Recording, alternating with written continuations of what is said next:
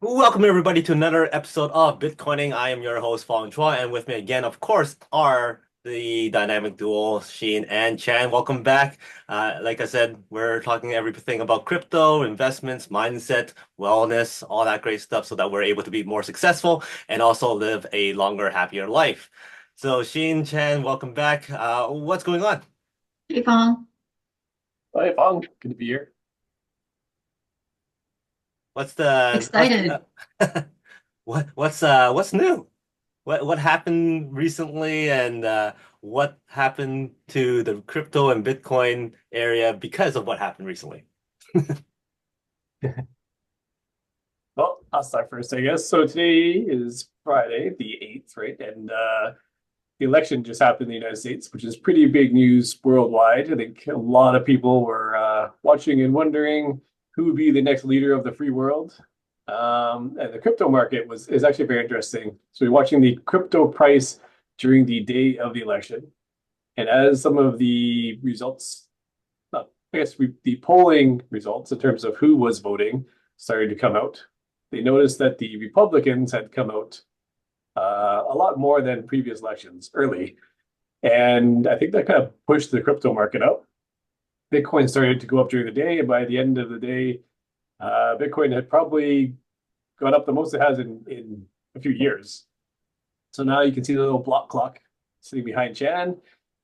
Bitcoin went from around like the 60,000 range, like the high 60s, up to 72, 73,000 that day, which is pretty big.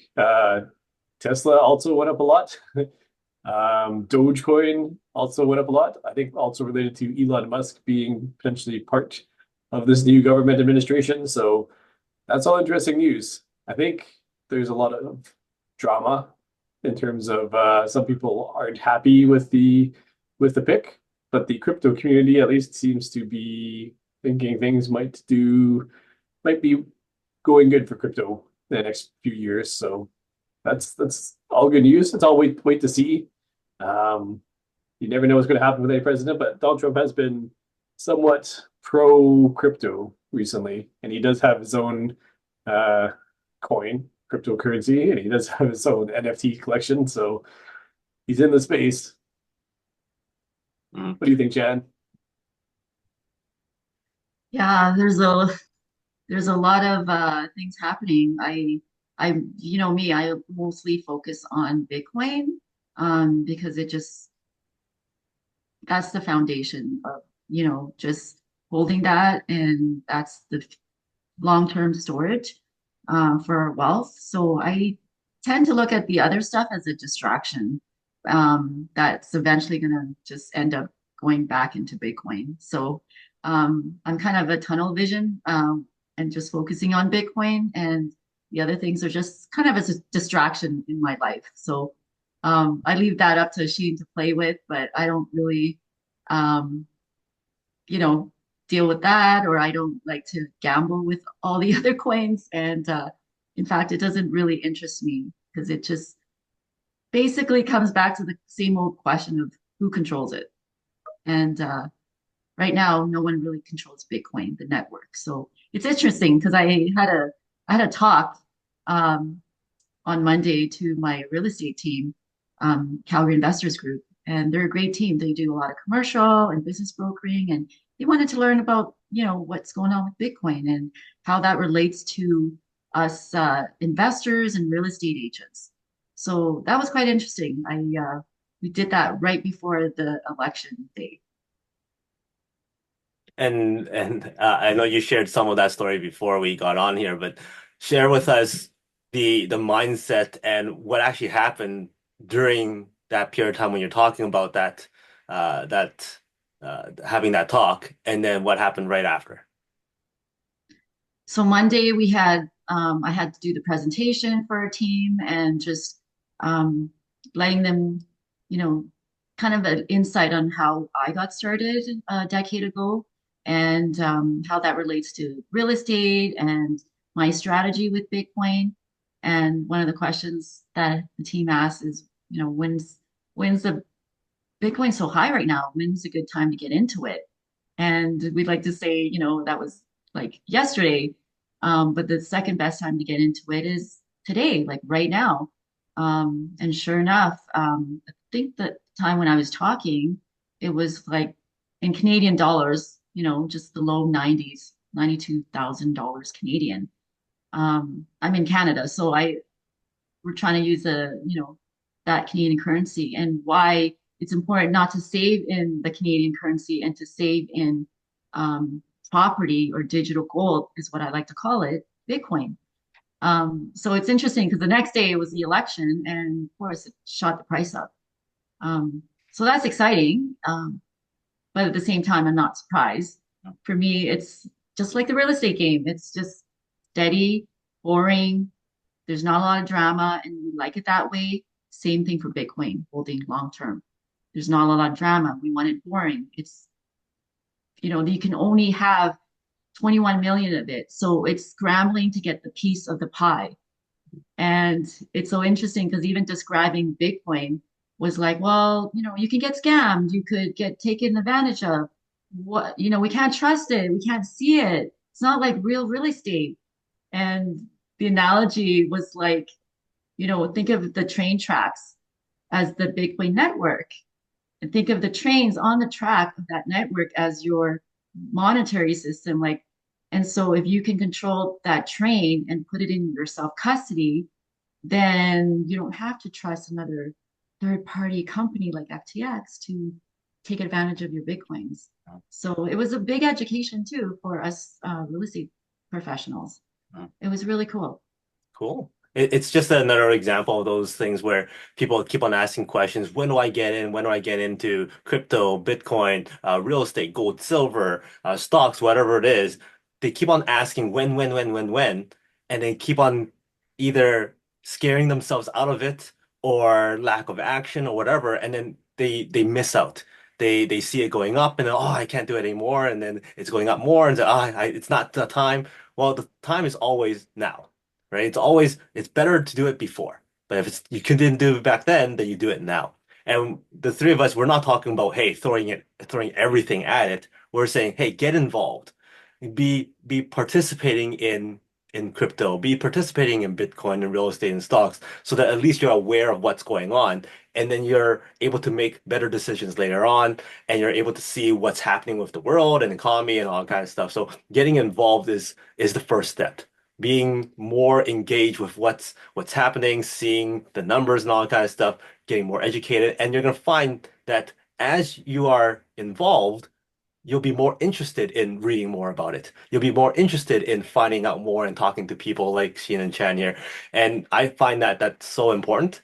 But if you don't do anything, then nothing changes. In fact, if you trust the banks and all that kind of stuff, well, with inflation, with all that kind of stuff, you're actually losing money. Your value of the dollar actually goes down. Your buying power goes down. You're not getting anywhere. In fact, you're going backwards. And as she mentioned now, with the turn of the presidency, we are expecting that crypto market would go up. We're expecting that maybe stock market's going to go up because of whoever's in there right now. Now, do you foresee that because of the turn of events, that the bank's involvement will be faster too? Um, yeah. I think the president has a huge impact on what policies start getting passed. And I mean, just wait till January before things really start to change. So everything right now is still speculation. I don't know if you watched Trump's interview on Joe Rogan. I thought that was interesting. We talked a little bit about what it was like for his first time in office, where he wasn't sure. He wasn't in the political space. He didn't know people. And Trump's a people person. He's more interested in loyalty, and his business is all, I'll do a favor for this person, and then somewhere down the line they'll do a favor for me. Maybe some people call it like the mob rule, but he's very much in terms of people being loyal, and if he does something for someone, he expects them to be loyal to him. That's sort of his power play. And the first time around, I think in the political space, he didn't know who to trust, and he put his trust. He had to hire, people for all these different roles in the government administration, and maybe he put some people that weren't the best in that position. He didn't come out and say that exactly on Joe Rogan, but he kind of alluded to that. And I think this time around, he has a better idea of who he wants and what he wants to accomplish. Like last time, his whole policy was drain the swamp, get rid of it. But it's very hard to get rid of all these entrenched politicians who know all the people and they've been there for, 20, 30, 50 years. So we'll see what happens. There could be turmoil and change in the government. Could that be good or bad? Hard to say. And then could they start implementing stuff in terms of crypto sooner or later? Possibly. So nothing is for sure. I think the odds are more in crypto's favor right now, but keep an open mind. People are optimistic, and I think that's good. People need some hope. The business world has been worried for a while. There will be some changes, and that always comes with turmoil. But just stay on top of it. If you follow the simple strategy of dollar cost average and keep going, the direction is most likely up for the long term. It's pretty interesting because if you were following the elections and all that kind of stuff, as you were hearing the Republicans gaining more and more traction, even days before the actual election, you could see Bitcoin kind of climbing up a bit and getting more and more value, and all the other cryptocurrencies were actually going up as well as the dates were leading up to the election. And if that's any indication of what's going to go on later, we're probably going to see some consistent increase in the value of the crypto space moving forward for the next few years here. So I know, Chan, you go and speak to a lot of people. You're out and about and connecting with people and sharing your message, sharing the advantages and benefits of being an investor mindset, being open to different new things. You have something coming up now that you're going to be a part of. So share with us more about what's coming up and also what you'll be talking about. Yeah, absolutely. You know, just to set the context is like we live in two different, almost different worlds. And the world that everyone right now is growing up in is this fiat system, this economy that's been designed to, create inflation on by design, on purpose. And so when you take that system out and you're looking at a different world of like a freedom-minded people, a critically thinking way that you could transact without an intermediate company, or when it comes to health and really being having that autonomy, even looking at sovereign ways to create health and wealth and mental health. Well, there's a conference coming up in Calgary called Sovereign Minds, November 16th. I encourage people to go there. There's going to be a lot of Bitcoiners in that space on, financial education. There's going to be psychedelics, some health and wellness speaking, just so many different areas. And I'll be there too. I'm one of the sponsors, Living with Chan. And on the real estate side, like, I mean, we're Greater Property Group, one of the only brokerages that I know in Canada that can help transact in real estate and Bitcoin. And so and then on the mental health and the physical health side, I also teach a breathing class. And I've been doing this deep breathing for over 25 years. At first, it was just doing it for myself and getting the benefits. And it's just a little biohack way to lose weight, get more energy, and rather than spending an hour and commuting to a gym, I do it in 15 minutes in the comfort of my home. So I've been leading these deep breathing classes for over 2 months now, twice a day. And it's just the group and the community has just grown. And I just feel like I think it was the right, perfect place to showcase that at this conference as well. So I'm looking forward to that and meeting a lot of people and speaking to how Bitcoin really helps get us ahead financially, and then the deep breathing, how we could literally get healthier in a short space of time. Mm. So pretty excited. Awesome. Well, what's very interesting about this day and age is that people are have more access to different ways of either being healthy, creating wealth, being more successful, having better mindset, having better mental health. And as the world opened up over the last like few decades here, with the internet and with the virtual space and all that kind of stuff, we're able to see what other people are doing. We're able to see what other people are creating, what other strategies is out there. And for those of us who are already in the financial space going, okay, we don't want to fall into traditional realm of putting money into a bank, saving, and hopefully that will work out. We've branched out to look at different options and different strategies of creating that wealth, whether it's the real estate, stocks, or crypto. We're looking into different solutions. And if you already have that mindset, well, that mindset should be able to translate over to your spiritual health, your mental health. What other ways can we better ourselves to become more healthy, to become more mentally healthy, to be able to be more successful in both worlds, kind of thing, our health and our wealth. And then for those of us who are in already in the wealth space, well, guess what? I mean, in the health space, you know about the mental strategies that you can build up on, and the deep breathing and what was it, this like sound health and all kind of stuff. If you're able to invest into that, well, guess what? Put your mindset into wealth as well, so that you can combine the two. Okay, it's the same kind of thought process, being open-minded. What have you found is easier, going from the wealth to the health side, or the health to the wealth side? Oh gosh, from my experience, growing up, like I was never really encouraged to focus on the health. It was sports wasn't like a main thing.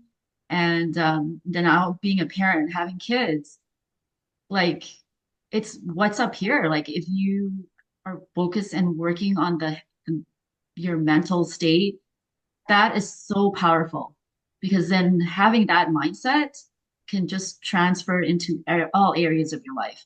And so I never had education in that. And I think it starts with your mind, with your mental health, and your mindset, and getting educated on tools and systems and techniques on how to do that. And literally you could put that into practice in all areas.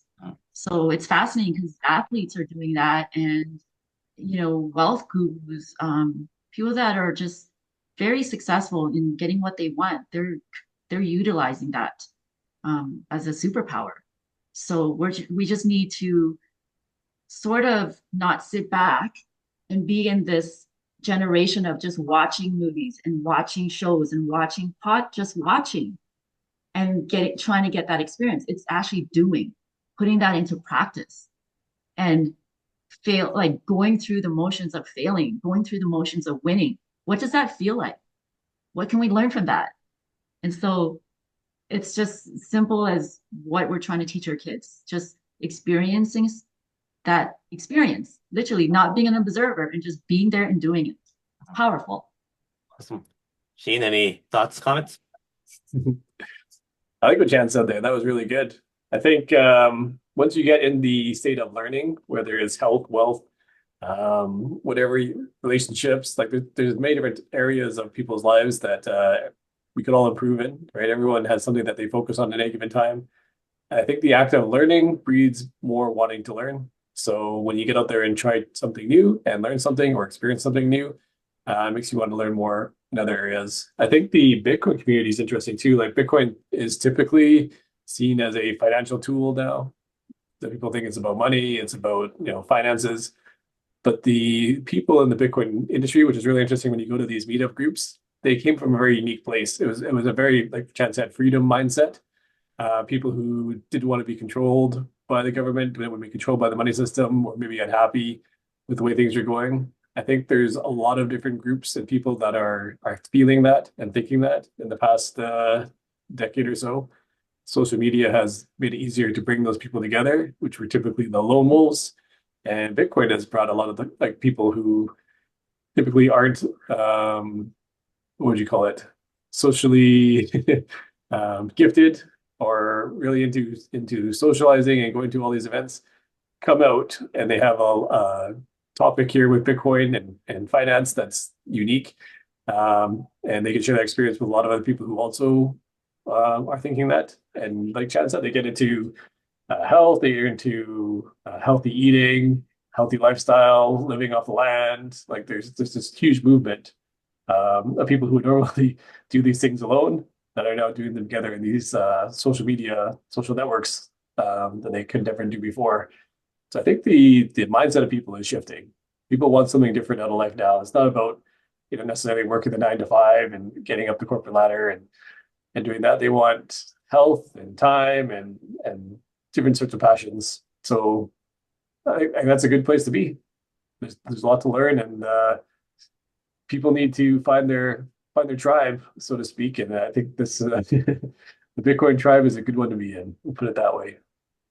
Well, this conference that Chan's going to be at sounds like it's a great place for people to really expand their horizons and maybe potentially try different things, whether it's different mindset exercises or either getting into the crypto space and understanding more about that. Lots of different ways of expanding that freedom mindset that people would love to have. So, for people out there, make sure you connect with Chan or find out more about the conference. What was it again? Sovereign Minds. It's called Sovereign Minds Conference in Calgary at the Mont Royal University, November 16th. Awesome. Any final thoughts from the two of you?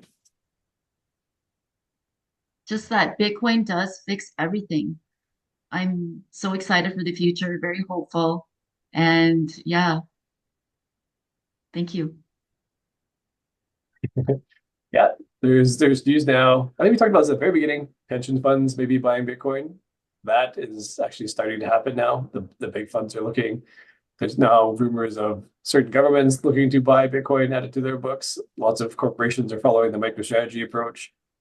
Um, Bitcoin is getting bigger than ever. And in the happy cycle, when things go up, everybody wants to jump on board. So we're still early. I don't know if we can say that after in a few months, but still a good time to get a Bitcoin. To keep the strategy. Nothing has changed. Things are still looking positive, and so the outlook is great. Awesome. And like we've been talking about many, many times, get involved. Get involved, be engaged, find out more. Education is always great. Always be learning, and a great chance to do that is at the Sovereign Conference here that Chan's going to be at. So yeah, for everybody out there, make sure you connect with Shin and Chan if you have any other questions with regards to Bitcoin and crypto, and of course this conference. And of course, like every single time, until next time, Shin, Chan, if you're Bitcoining, you are shaping tomorrow's economy. See you later. Thanks, Pong. Thanks, Fong.